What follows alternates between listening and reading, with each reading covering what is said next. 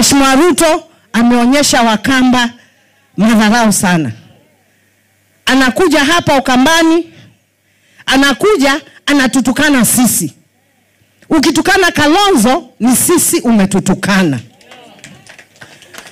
Wewe ukiambia mtoto baba yako hana akili, inamaanisha wewe mtoto na mama yako na kila mtu ana nini? Ana akili. Kiburi ni kitu kibaya sana.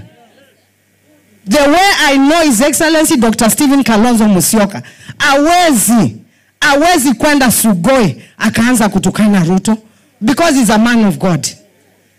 He's a man of God. Lakini yeye anamdharau, anakuja, anaongea, anafanya, you know. Na mimi ni kweli si kuenda. Alikuja ako kwangu leo, mimi sijaenda. Number one, Pastor Ezekiel is my spiritual father, even if he's my brother. Tunaelewana?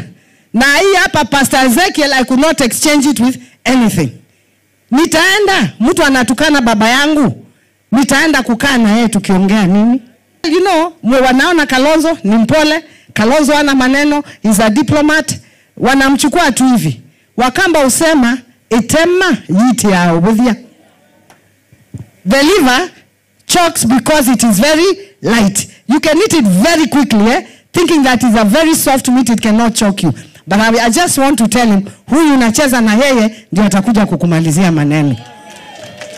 Na sisi we pray to a God who is alive.